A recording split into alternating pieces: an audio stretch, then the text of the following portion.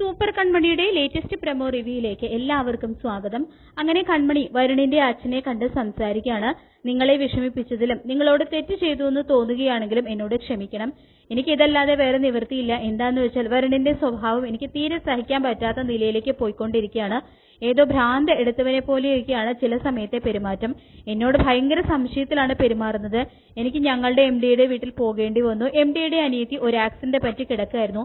ആ കുട്ടിയെ നോക്കാൻ വേണ്ടി ആ ഒരു സംഭവത്തോടെ വരുണിന് വളരെ സംശയമായി. ഒരു ദിവസം രാത്രി MDയുടെ വീട്ടിൽ കയറി വന്നു. ഞാൻ എന്ത് ചെയ്യാനാണെന്നറിയാൻ വരുണിനെ ആക്രമിച്ചത് ഗുണ്ടകളൊന്നുമല്ല, ഞാനാണ്. രാത്രി MDയുടെ വീട്ടിൽ കയറിയപ്പോൾ ആളറിയാതെ ഞാൻ അടച്ചതാണ്. സോറി, എനിക്ക് ഈ വിവാഹത്തിന് ഒട്ടും താല്പര്യമില്ല എന്നുള്ള കാര്യങ്ങളൊക്കെ പറയുന്നുണ്ട് കേട്ടോ കൺമണി. ഇതൊക്കെ ഒളിഞ്ഞു നിന്ന് കേൾക്കുന്ന വരുണനാണെങ്കിൽ ഭ്രാന്തിളകാണ് ദേഷ്യം കൊണ്ട്. പിന്നീട് വിദ്യയെ വിളിക്കുകയാണ് കേട്ടോ മാനസി. എന്നിട്ട് കൃഷ്ണും കൺമണിയും രാത്രി ഒന്നിച്ചായിരുന്നു ഈ കമ്പനിയിൽ എന്നുള്ള കാര്യമൊക്കെ ചോർത്തി കൊടുക്കുകയാണ്. എന്നിട്ട് മാനസിയെ ചൊടിപ്പിക്കാനുള്ള കാര്യങ്ങൾ കൂടി പറഞ്ഞു കൊടുക്കുന്നുണ്ട് കേട്ടോ. ഞാൻ പറഞ്ഞില്ല എന്ന് വേണ്ട, അവർ മാഡത്തിന്റെ ഉറക്കം ഇല്ലാതാക്കുമെന്നും പറയാണ് മാനസിയോട്. മാഡം അവർക്ക് വലിയൊരു സൗകര്യം ചെയ്തു കൊടുത്തു എന്നൊക്കെ വിദ്യ പറയുമ്പോൾ, സൗകര്യമോ, എന്ത് സൗകര്യം എന്ന് മനസ്സ് തിരിച്ചു ചോദിക്കുമ്പോൾ അവരെന്താണോ ആഗ്രഹിച്ചത് ആ സൗകര്യം എന്ന് പറയുന്നുണ്ട് വിദ്യ. ഇത് കേട്ട് മനസ്സ് ഞെട്ടുകയാണ് കേട്ടോ. മാഡം ഒന്ന് സൂക്ഷിക്കണമെന്ന് പറഞ്ഞ വിദ്യ ഫോൺ കട്ട് ചെയ്യാണ്. പിന്നീട് കൃഷ്ണ അമ്പലത്തിൽ എത്തുകയാണ് കേട്ടോ. അവിടെ എത്തുമ്പോൾ കൺമണിയും ഉണ്ട് അവിടെ. കൺമണിയാണെങ്കിൽ കൃഷ്ണ അന്ന് ചെയ്തതുപോലെ ചന്ദനം തൊട്ട് കൊടുക്കുന്നുണ്ട് കേട്ടോ കൃഷ്ണ.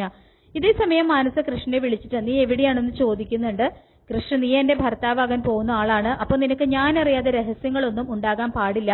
പറ കൃഷ്, ഇന്നലെ രാത്രി നീ എവിടെയായിരുന്നു, ആരുടെ കൂടിയായിരുന്നു എന്നൊക്കെ മനസ്സ് ചോദിക്കുമ്പോൾ, ഞാൻ നിന്റെ ഭർത്താവൊന്നും അല്ലല്ലോ, ആളാകാൻ വരുന്നു എന്ന് ചോദിച്ച് കൃഷ് ദേഷ്യപ്പെടുന്നുണ്ട് കേട്ടോ മാനസയുടെ നേരെ.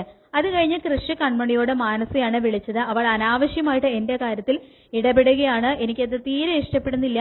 പിന്നെ കൺമണിക്ക് അറിയാലോ എനിക്ക് അവളെ കല്യാണം കഴിക്കാൻ തീരെ താല്പര്യമില്ല എന്നൊക്കെ പറയുന്നുണ്ട് കേട്ടോ കൃഷ്.